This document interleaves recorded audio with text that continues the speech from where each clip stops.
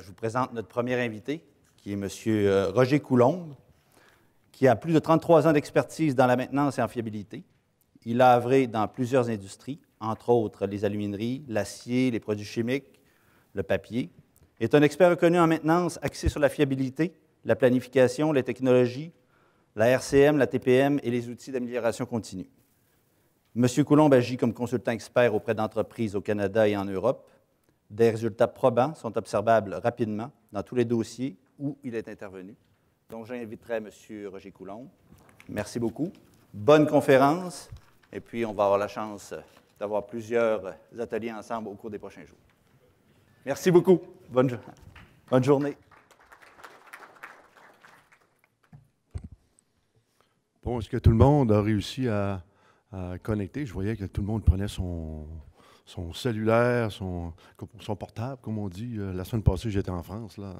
Je reprends mon tiroir de mots québécois.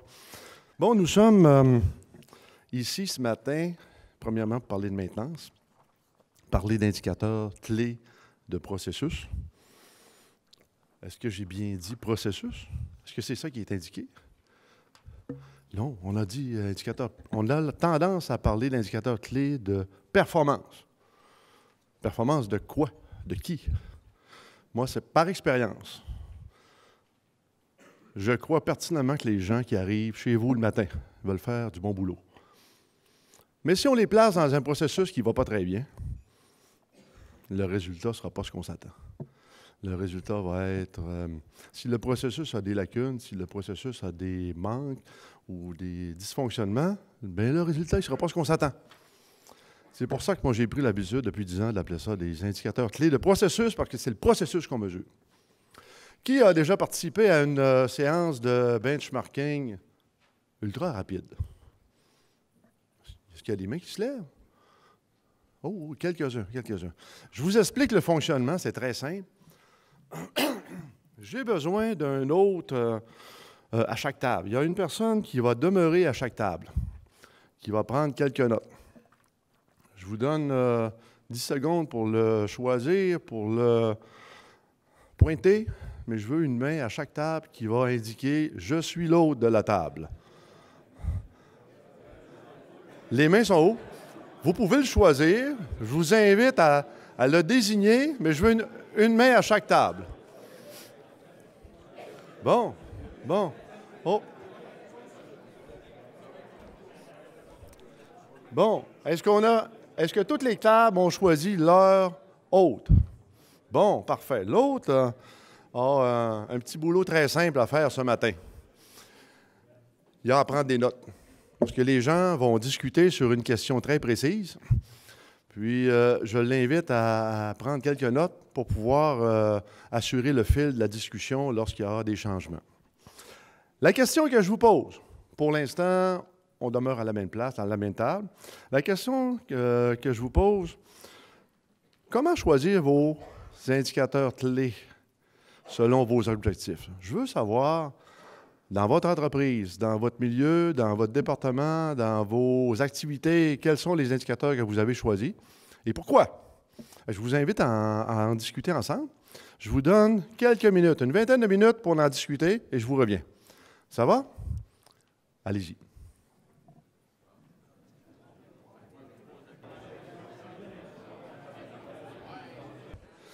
Je vois que les discussions sont très animées. Il y a des mains en l'air, il y a des points sur la table. Non, je n'ai pas vu de points sur la table encore, mais oui, il y a eu des bonnes discussions. Pour vous aider à vous faire une idée sur d'autres entreprises, je vais inviter tout le monde, sauf l'autre. L'autre demeure à sa table, mais tous les autres, je vais vous demander de changer de table. Et je vous demanderai, exemple, les 7 autres personnes qui sont à la même table, essayez de prendre 7 tables différentes. Je vous invite à changer de table et à rediscuter de la même question. Quels sont vos indicateurs clés de processus et pourquoi? Comment vous les mettez en place? On y va?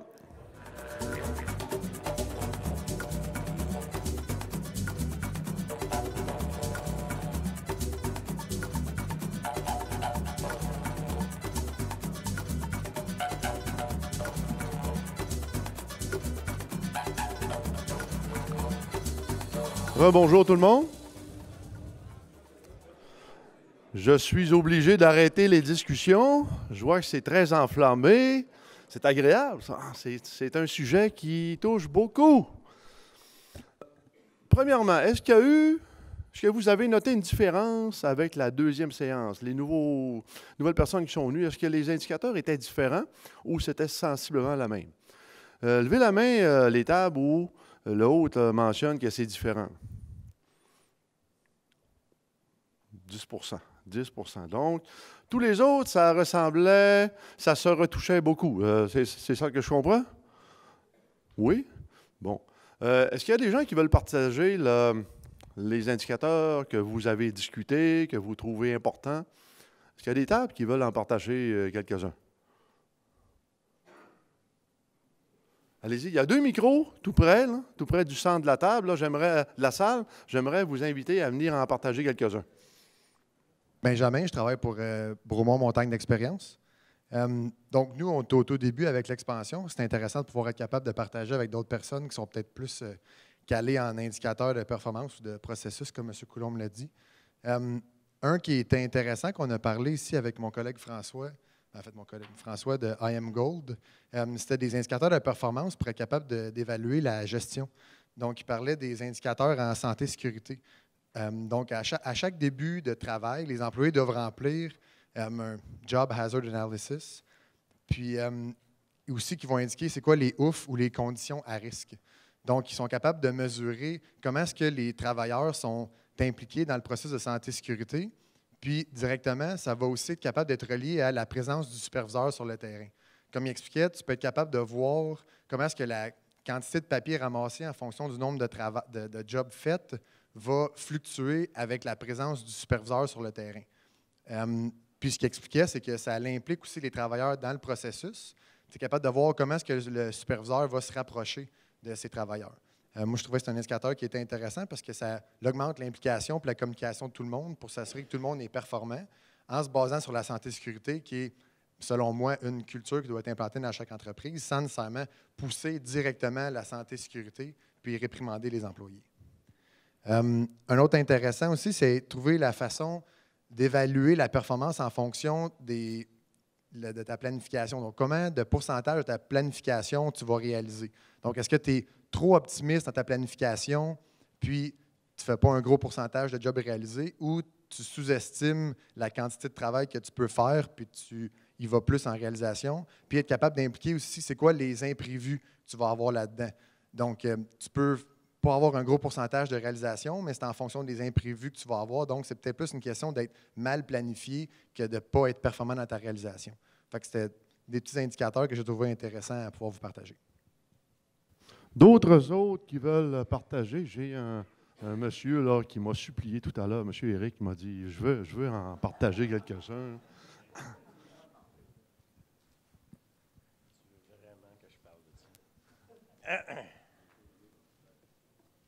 Moi, j'avoue que dans la maintenance, je me retrouve dans un milieu où nous autres, moi, je suis plus formé pour vraiment, sur le plancher des vaches, travailler sur la maintenance et former les gens sur la maintenance. Dans mon cas, c'est le système vapeur. Donc, pour moi, déjà en partant, le langage KPI, KPC, copier ça, on venait de me perdre. Donc, dans le fond, ce que je m'aperçois, c'est que sur chacune des tables, des tablés qu'on a eues, la première tablée était très, très technique. Plus technique, on travaillait beaucoup au niveau des indices de performance. La deuxième tablée a travaillé les indices de performance, mais plus au niveau terre-à-terre, au niveau plancher. Qu'est-ce qu'on fait avec chacun des personnes qui travaillent avec nous, avec le travailleur qui est sur le plancher pour faire le remplacement de la pompe, dans un exemple. La deuxième chose, c'est qu'une fois que le remplacement de la pompe est fait, combien ça a pris de temps? C'est quoi, combien la pièce avait-elle été commandée au bon moment? Donc, c'était plus terre à terre et plus, comment je pourrais dire? Concret. Concret. Exactement. Donc, j'avoue que je ne peux pas en dire plus, là, présentement. Merci beaucoup, M. Michel. Il voulait vraiment partager. Éric, je trouve merci. ça parfait. Non, Michel, c'est le prochain. C'est correct, j'aime mieux que tu dises Michel, c'est mieux. Parce que Michel, c'est le prochain. Oubliez ce que je viens de dire. Bon, j'avais un autre qui s'appelait Michel. Il est où, là? Ici, il est là. Ah non, c'est Claude. Merci, monsieur. Alors, moi, je suis ici avec la meilleure table, la meilleure équipe de toute la salle.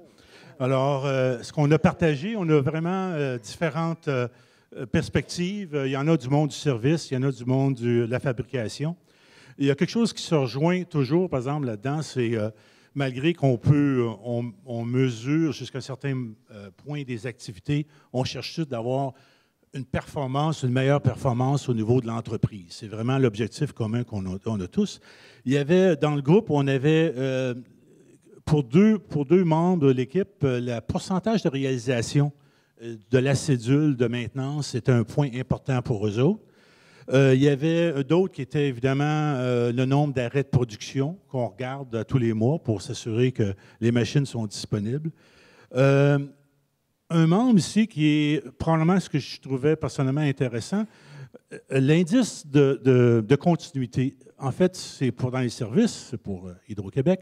Enfin, je pense que tout le monde, c'est important, mais ce que je trouvais intéressant de toute la table, c'est peut-être l'indice où on est le plus proche du client.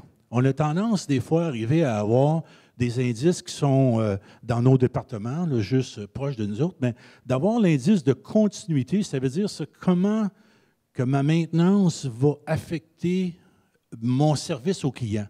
Puis, c'est peut-être, je trouvais ça intéressant comme concept. Évidemment, si on n'est pas quand on est dans la production, on ne voit pas ça tout de suite, mais dans le service, certainement, surtout pour Hydro-Québec, certainement, c'est important. Le temps de délai pour les réponses, encore une fois, probablement dans un endroit où certains équipements sont critiques, puis certains équipements sont des goulots d'étranglement, et on veut s'assurer qu'on qu'on ramène ces équipements-là en production rapidement. Ça peut être un indice qui est important. Et un autre qu'on avait aussi, c'est le nombre de bons de travail planifiés. Versus le nombre de bons de travail totaux. En fait, l'idée, c'est d'arriver puis de dire on veut donner un emphase ou on veut que nos activités soient plus orientées vers la planification, la prévention, plutôt que vers la réaction. Merci, Claude. Je me permets une question. Quand vous dites nombre de bons de travail planifiés, qu'est-ce que vous entendez par planifié? En fait, c'est tous les bons travail qu'on dit qu'on a pour remettre la machine de production on n'a pas besoin de faire. On peut attendre 24 heures, disons. OK. Vous avez choisi de les faire. On a choisi de les faire. Ah bon. OK. Comment on le mesure? Qu'ils ont été bien planifiés? Moi, je vous donne un truc que j'ai, moi. Lorsqu'on parle d'un travail planifié, lorsqu'on parle d'un arrêt planifié, un arrêt de machine planifié, j'avertis toujours l'usine que je vais fermer le magasin attelé et je ferme l'atelier de maintenance attelé. Vous n'avez plus le droit de retourner. Ça, c'est planifié. On a préparé le boulot, on n'a plus le droit de retourner au magasin, on le ferme. On n'a plus le droit de retourner à l'atelier. Merci, Claude. J'ai quelqu'un qui m'a vraiment il a tiré sur le manteau. Là. Monsieur Régent, vous voulez mentionner quelques indicateurs? Certainement. Donc, Régent Loisel, Hydro-Québec. On en a déjà parlé. Je vois Jarod ici, qui est mon collègue, et puis François. On a déjà parlé de l'indice de continuité. Donc, c'est déjà des indicateurs qui sont très importants. Entre autres, on a des indicateurs au niveau des accidents de travail. On a des indicateurs au niveau financier. On a différents volets qui couvrent l'ensemble, en fait, de la business, si je peux dire ainsi, là. Et tous ces indicateurs-là sont déterminés à partir d'objectifs que la haute direction va se donner. Donc, ça ne vient pas de nulle part, là. En fait, ça vient de la haute direction qui, elle, décide que cette année, on va travailler sur tel volet. Donc, l'indice de continuité devient l'exemple par excellence de ce type de décision de la haute direction. Il y a aussi le taux d'accident chez les travailleurs. Donc, on va travailler beaucoup en prévention. Et puis, donc, on va s'assurer d'avoir les bons indicateurs qui vont nous permettre de savoir si notre stratégie tient la route, si elle est bonne. Et si on a des choses à modifier dans la stratégie, c'est avec ces indicateurs-là qu'on va être en mesure de le faire. C'est à peu près ça. Il y en a bien d'autres. Je pourrais vous en parler pendant Merci beaucoup. l'avant-midi. Je suis parti, je peux continuer. Vous avez une dimension différente. Le service au client est tellement important, on n'a pas le choix. J'aime bien cette philosophie-là. Merci beaucoup. OK. Est-ce qu'il y en a d'autres qui veulent partager leur indicateur? Oh oui. Michel Rioux, Port de Montréal. Je voudrais juste faire un point justement au monsieur qui vient de parler parce que nous, dans notre table, on avait une discussion justement sur les indicateurs. Puis ce qui m'a un peu allumé tantôt, c'est qu'on parlait d'indicateurs qui viennent de la haute direction. Puis nous aussi, dans notre table, on avait la discussion d'un indicateur qui représente ce que les gens du plancher veulent avoir. Puis ce que les gens du plancher, ils se représentent dans ça. Fait que donc, un indicateur qui me parle, qui me dit des choses en tant que moi, je sois opérateur, soit mécanicien, puis qui soit capable que j'ai un certain contrôle sur certains indicateurs là, qui vont me permettre de voir mon amélioration au travers de, bien, si je fais telle réactivité, bien, est-ce que je vais être capable de faire changer ces indicateurs-là? Fait on parlait de motivation, nous aussi tantôt, un indicateur, parce que c'est bien beau avoir des indicateurs, mais si on n'est jamais capable de les atteindre, puis sont tout le temps dans le rouge, c'est ce qui est le but dans ça, au bout de la ligne. Là. Fait que les gens ne se retrouvent pas là-dedans. Fait que c'est bien beau avoir une discussion par rapport à la haute direction, mais les gens du plancher qui font en fait le cœur des usines, eux aussi doivent être capables de se rejoindre. Là. Merci beaucoup, M. Michel. Est-ce qu'il y en a d'autres qui veulent participer? J'en prends encore un. Alexandre Côté, oh, vous m'entendez? Oui. Centre d'expertise directe du Québec. Un peu, c'est pour continuer sur la même voie que M. du port de Montréal ou en tout cas, du port. M. Michel, je pense que c'est tous des Michel ici. En fin de compte, c'est sur la même chose ici. On partait un peu des KPI, mais les KPI rassembleurs pour que ça parle au monde. Puis une autre chose pour continuer là-dessus, c'est pour dire que ça peut être à certains niveaux, parce que pour les directeurs, les hautes directions, des fois, ça peut être un indicateur qui leur parle, puis en fin de compte, en bas à l'usine, si tu leur montres ça, ils comprendront pas, ça ne leur rattrachera pas, ils ne vont pas vouloir travailler plus, puis peut-être moins, parce que c'est par rapport aux heures qu'ils font. Fait que des fois, ça peut juste dévier un peu des indicateurs. Donc, il faut que ça soit vraiment comme par rapport à la clientèle, comment j'avais dit ça? Impact client? Qu'il y ait une influence sur la personne pour qu'il puisse travailler puis que ça le motive à travailler plus. Donc, ça peut être, mettons, pour la haute direction, les opérations, le monde sur le terrain, ça peut être des indicateurs différents pour que ça leur parle puis qu'ils veulent avancer puis que ça soit plus productif. Merci. Merci beaucoup, M. Alexandre. Merci. Je suis désolé, mon nom, ce n'est pas Daniel ni Michel. Mon nom est Jocelyn Cadieux, je travaille pour Contrôle Laurentide. C'est quand même assez vaste comme question, même si elle est posée de façon très précise, mais puis je vois que tout le monde répond un peu selon ce qu'ils font présentement chez eux.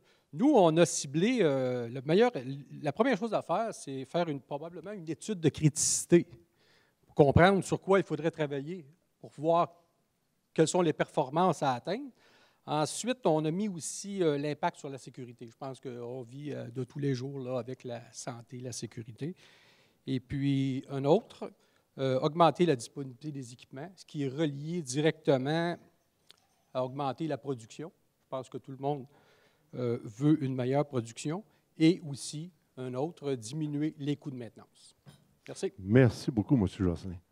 Il y aurait beaucoup d'autres qui voudraient sûrement amener leurs commentaires, mais vous comprendrez qu'on ne peut pas prendre tous les commentaires. Je veux juste vous rassurer, tout ce qui a été dit est capté sur Pécule et le tout, Jordan m'a assuré que le tout sera noté et vous l'aurez un peu comme un relevé de la séance. Là. Ce n'est pas une présentation, mais vous aurez tous les commentaires, tous les indicateurs. Si vous voulez en mentionner à Jordan qui n'ont pas été directement mentionnés verbalement, je vous invite à aller le voir pour dire ça, c'est important, on veut l'avoir. Gênez-vous pas, il est là pour ça. Je vous invite à réfléchir sur une autre question. Lorsque j'ai passé dans certaines tables, j'ai demandé aux gens si vous n'avez qu'un seul, je vous autorise à regarder un seul indicateur, lequel vous choisissez.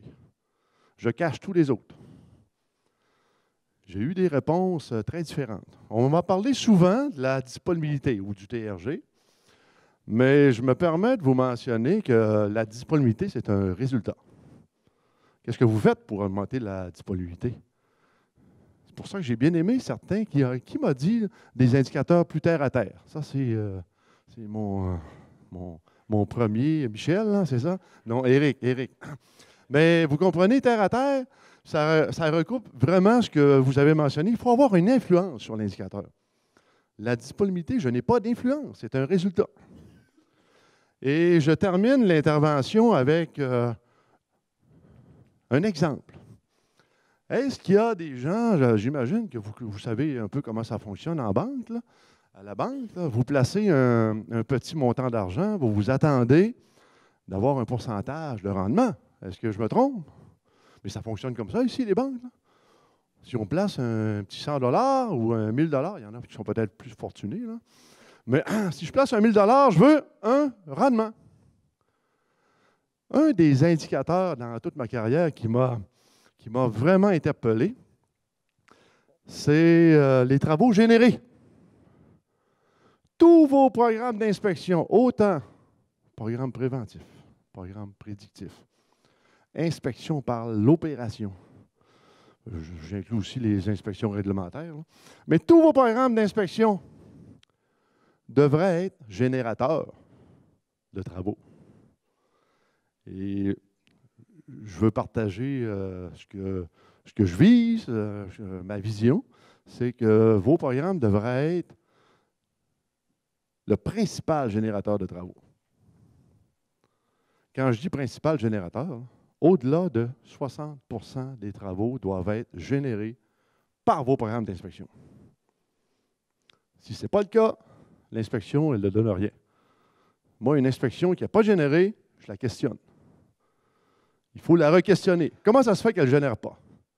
Les gens me disent souvent, oui, mais là, les travaux générés, je ne peux pas les suivre, je ne peux pas faire le lien. Mais là, les messieurs de Cogep qui sont là, on peut le faire, le lien, hein? C'est facile. Hein? Si on le veut, on va l'avoir. J'ai même des GMAO qui automatisent le lien. C'est extrêmement important. Ça, c'est mon taux de rendement. C'est mon rendement de tout ce que j'investis en inspection. Je vous invite à y réfléchir. Je vous invite à participer grandement à la conférence. Gênez-vous pas. Vous avez fait des connaissances, vous avez vu des gens d'autres entreprises. Profitez-en, c'est vraiment l'occasion. Merci beaucoup d'avoir participé comme ça à cette petite séance-là. Bonne journée.